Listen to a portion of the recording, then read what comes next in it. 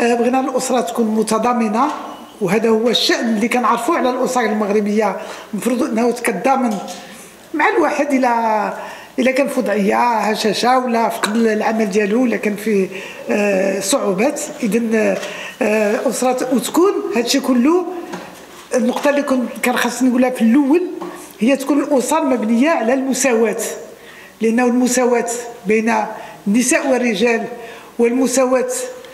إذن داخل الأسرة والمساواة بين الأسر المغربية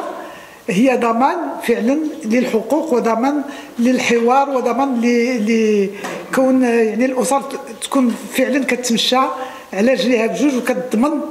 التنشئة الاجتماعية ديال الأطفال وكتضمن الأدوار المتعددة اللي هو المنتظر منها. D'après l'enquête nationale qui a été faite en 2019, nous dit que 57% des Marocaines ont subi une violence dans l'année qui a précédé l'enquête, et nous dit que l'espace dans lequel il y a le plus de violence, c'est l'espace domestique ou l'espace conjugal. Alors ce qui fait, déjà ça nous donne une idée sur l'état des familles à l'heure actuelle, dans lequel, même s'il y a beaucoup de familles qui sont réussies, alhamdoulilah, et dans lesquelles il y a des relations pacifiées, mais il y a aussi beaucoup de familles dans lesquelles la violence domine. Et également, puisque nous parlons dans le contexte, nous parlons du recensement, qui est le recensement national qu'effectue le HCP actuellement, enfin qui a effectué il y a quelques mois pour 2024. Nous voulons aussi parler de la composition des familles, des mutations qu'ont connues les familles, aussi bien dans leur composition que dans leur fonctionnement et dans les rapports entre les membres de la famille. Et nous constatons que ce recensement, la première question et sur quoi se base le recensement, c'est qui est le chef de famille. Qui est le chef de famille, alors que le Code de la famille dit que la famille est constituée sous la responsabilité commune, conjointe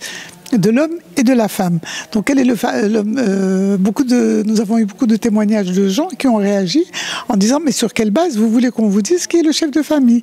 Alors ils disent qui c'est qui dépense pour la famille?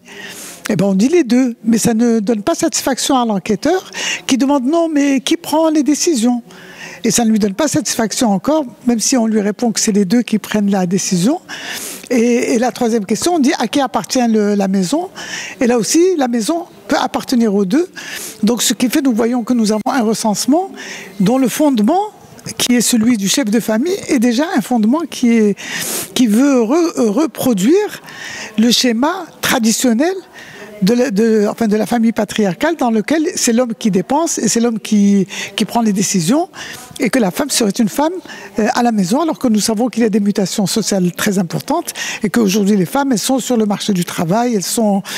fonctionnaires, elles sont enseignantes, elles sont chercheuses, elles sont ouvrières, artisanes, paysannes, enfin voilà, elles travaillent dans tous les domaines de la vie, et ce n'est plus possible de continuer sur le même schéma. Donc le contexte dans lequel nous sommes, c'est le contexte, disons, de la Journée internationale contre les violences à l'égard des femmes et du recensement, mais aussi nous sommes dans le contexte très important d'un chantier majeur qui est mené depuis 2 ans par notre pays sous la direction et à l'initiative de Sa Majesté le Roi Mohammed VI, qui est celui de la réforme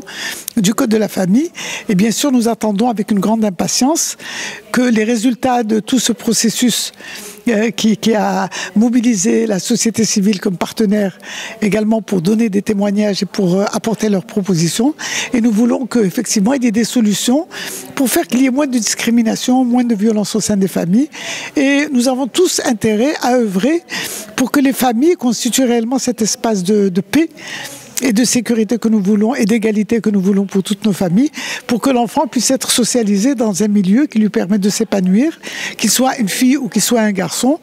et d'apporter sa pleine contribution au progrès de notre pays.